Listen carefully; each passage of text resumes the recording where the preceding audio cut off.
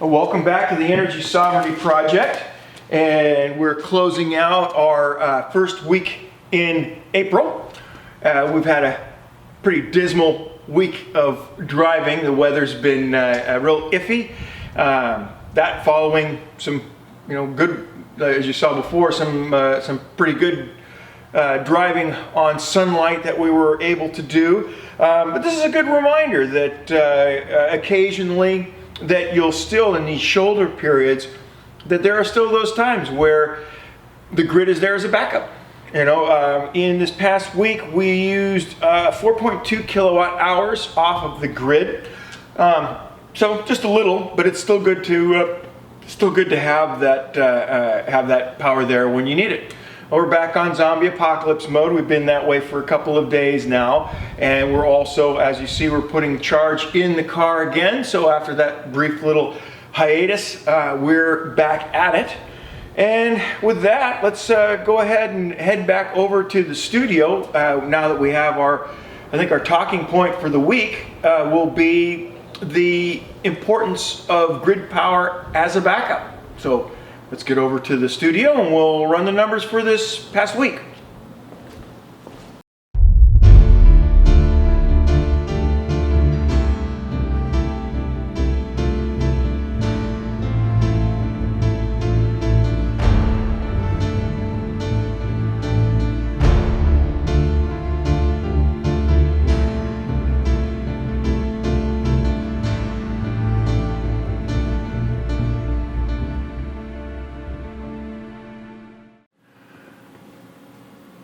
Welcome back as we do our recap for our first week in April. So we did pretty good last month driving on sunlight. We got quite a few miles in, and then right at the end of the month we started to hit a shortfall. That happens this time of year. So here's our forecast for April 1st. Unfortunately, this was April 1st, but this is no joke. And so as you can see, we've got some pretty rainy weather lined up with the system already depleted to a fair state. Here's the log for the 1st. And so, as you can see, we started off the day with first contribution charge in the system of 22%, and not much production during the day. We were able to sneak a little bit to the vehicle. We put in about 6 kilowatt hours, but ended the day pretty much where we started, right around 22.8 kilowatt hours. Again, we need to be in that 20 kilowatt hour range to have enough to sustain us over the course of the evening, and that's what we tried to do. So again, like I said, we opened the day at 22%. Forecast for the day was 61% cloud cover, and our total use for the day 27 kilowatt hours once you include what we sent to the car. And then total production of 22.8, so we had that bit of a shortfall. And so as you might expect, we're looking to start the next day pretty much where we left off, in that kind of 15 to 20% range, depending on how much gets used in the evening. Here's the notes for the first. Give you a minute to look through that. It's just basically the vehicle information. And so then on the second, just as expected, system sitting at 13% at the time of first contribution. And so here's the second. All right. And not much to say about that. Again, we tried to squeak a little bit into the vehicle. I wanted to maintain being able to drive on sunlight. It's actually quite a neat thing to do. Total home usage is 31 kilowatt hours after you add that in, and again the daily production was 26. Well, what does that tell you? Well, we wound up ending at 13%, and so that's right at that danger zone. So then here's the forecast, right? So now we're looking at, we're expecting that we're going to wind up being at 66% today, 39 tomorrow.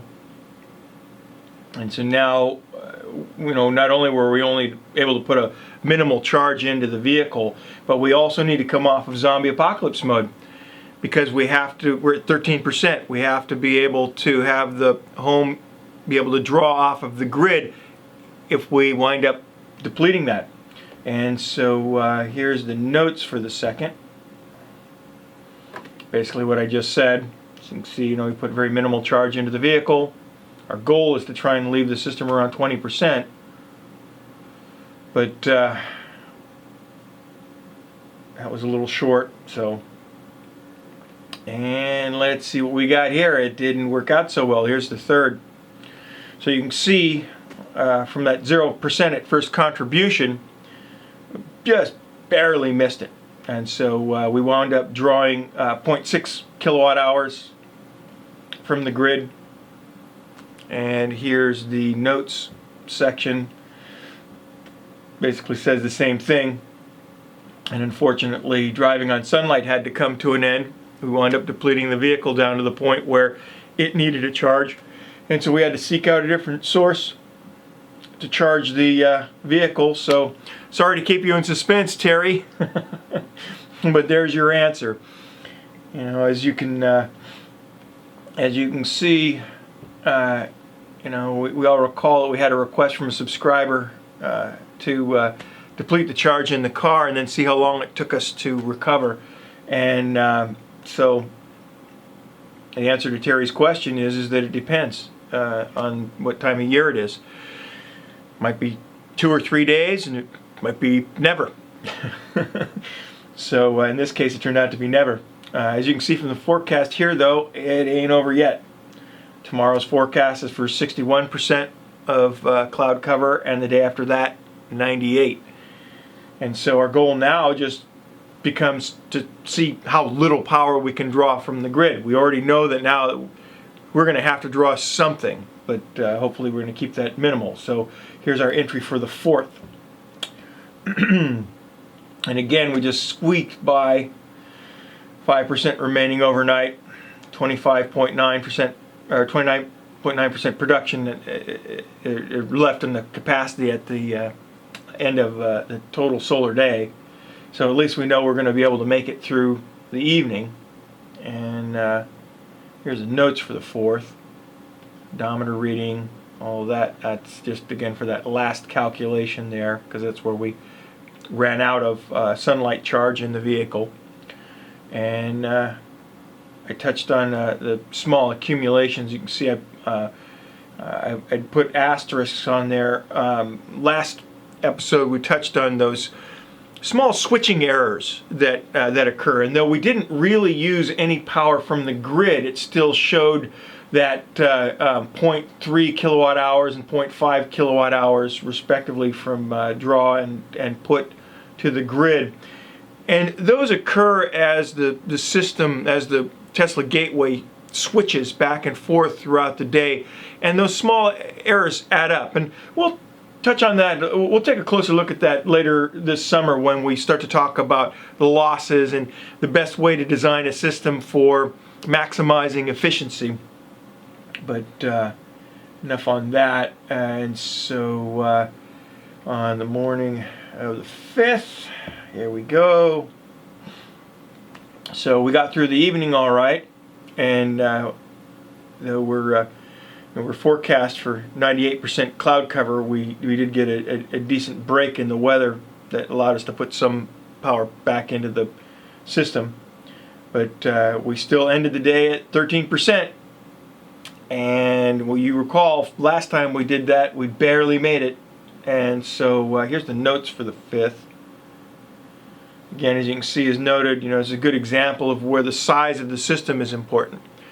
If we had had a smaller system, we wouldn't have made it at this point. But this is a situation where the capacity in our system got us just barely through. Here we have the 6th. As you can see, just before the first solar contribution, it ran out, and so we wound up drawing 2.6 kilowatt hours from the grid.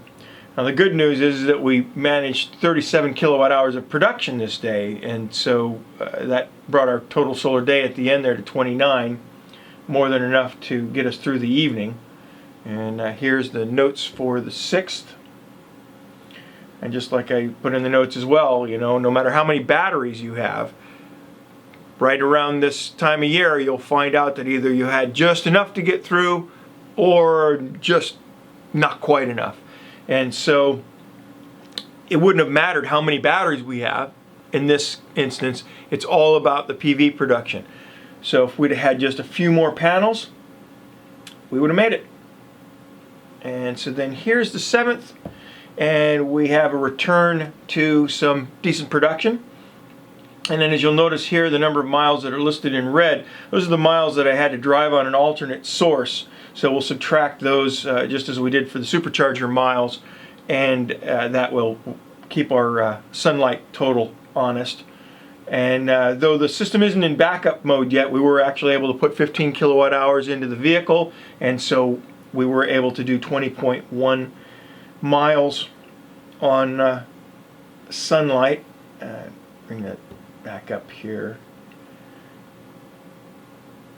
just a minute so we can see there. And so here's the 8th, and again some decent production there. Put the system back on zombie apocalypse mode, and I'm going to give it another shot, Terry. give it another shot this coming week. And so here are the notes for the 8th. And what you'll notice here is that it's also tagged as a maintenance day. Let me pull up this screenshot here. If you'll look real close just before noon, what you'll notice is that there's a 10-minute period where we had a cutout. And after working with Tesla, this appears to be a software push that occurred right at that point. I'm going to confirm that yet. I'll let you guys know next week what happened with that. But if it is a software push, that might be something Tesla may potentially need to look into, that when the system is in its backup mode, that they might not want to force a reset by doing a push. So, and then so there you are for the first week in April. This is a screenshot taken on the 8th that shows the week's usage.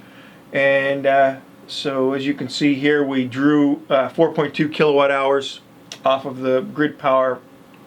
And then just as kind of a teaser for next week, here's the forecast from the 8th on. And as you can see, a couple of days where we need to get past a little bit of cloudy weather, but looking good after that.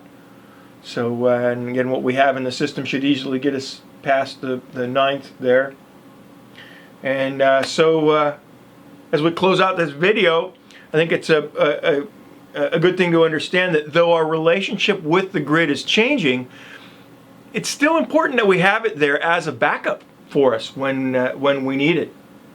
So that's really basically the takeaway from the first week in April, is that we're not quite done using the grid yet, although now you can see it's basically pretty minimal.